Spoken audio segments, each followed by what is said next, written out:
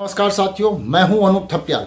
साथियों, चुनाव नतीजे आने के बाद बीजेपी लगभग 35% सीटें नगर निकायों में जीतने में कामयाब रही और वहीं नगर निगम में लगभग 100% सीटें जीतकर वह सामने आई है। एक सीट श्रीनगर की जिसकी चर्चा हो रही है, उसमें जो प्रत्याशी विजय हुए हैं वो भी बीजेपी की शरण में जल्दी ही पहुंचने वाले हैं।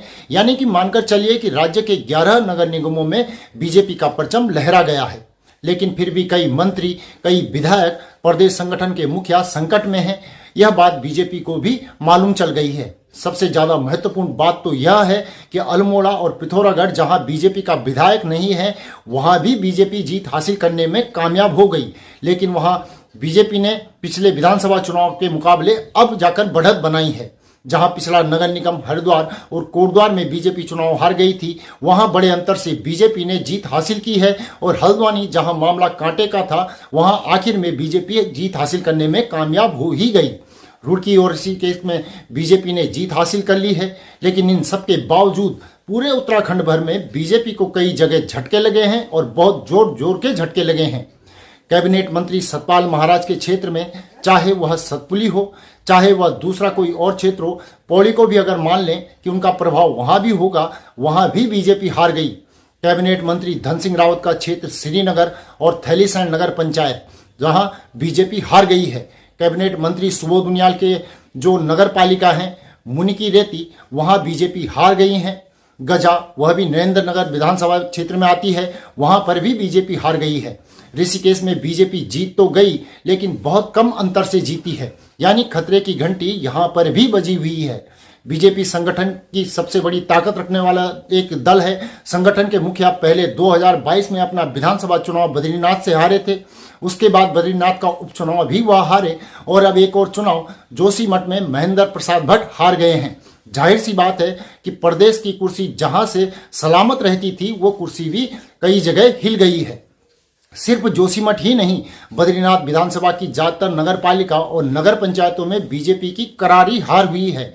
यह संदेश काफी है बताने के लिए कि बीजेपी की कुर्सी कहां कहां हिल रही है। कहां कहां संगठन मंत्रियों की कुर्सी जनता ने हिला दी है और कहां कहां विधायक भी परेशान हैं। अगर टिहरी की बात करें तो बीजेपी के विधायक किशोर उपाध्याय हैं, पूर्व राज्य मंत्री हैं, कांग्रेस के पूर्व प्रदेश अध्यक्ष भी रहे हैं।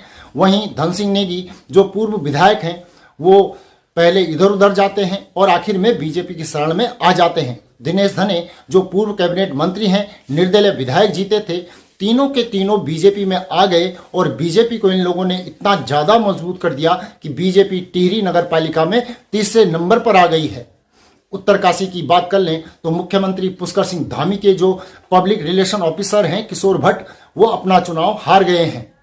जिस जगह पर बॉबी इफेक्ट की हम बात करते हैं, बॉबी पवार ने लोकसभा चुनाव लड़ा था तो 1,68,000 वोट वह ले गए थे और यह बताया गया था कि एक नई ताकत क्षेत्र में जल्दी ही बन सकती है। वहां बीजेपी बुरी तरीके से हारी है, चाहे वो उत्तरकाशी हो, चाहे वह बड़कोट हो, चाहे वह दूसरे क्षेत्र हो। वहां कौन जीता ये ज्यादा महत्वपूर्ण नहीं है, बल्कि महत्वपूर्ण यह है कि बीजेपी को एक झटका लगा है।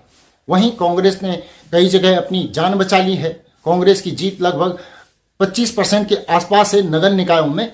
जाहिर सी बात है कि नगर निगमों में 0% है। जहां वह जीत सकते थे, वहां आपस में लड़ मड़कर उन्होंने सीटें गंवा दी और निर्दलीय भी लगभग 25% की जीत के साथ नगर निकायों में शामिल हुए हैं। तो जीती हुई बीजेपी कई जगह है, लेकिन हारी भी बीजेपी कई जगह है। लेकिन जहां जहां वह हारी है, वहां उसकी चर्चा भी जरूर होगी, क्योंकि मजबूत नेता अपना अपना चुनाव हार गए हैं, जनता ने बता दिया है। और यहां विनिंग मार्जिन 25% रह गया हो, वहां की सीट भी आप मान लीजिए कि खतरे में ही है। पार्टी के भीतर चर्चा होनी शुरू हो गई है और अब देखना यह है कि कितने कड़े कदम भविष्य में बीजेपी उठाने वाली है। साथियों, इस रिपोर्ट को लेकर आपकी क्या राय है, कमेंट करके जरूर बताएं। साथ ही चैनल को सब्सक्राइब करें और नीचे दिए गए नंबर या फिर QR कोड के माध्यम से हमारा सहयोग भी जरूर करें। अभी के लिए इतना ही। अगली रिपोर्ट में आपसे जल्दी ही मुलाकात होगी। तब तक के लिए नमस्कार।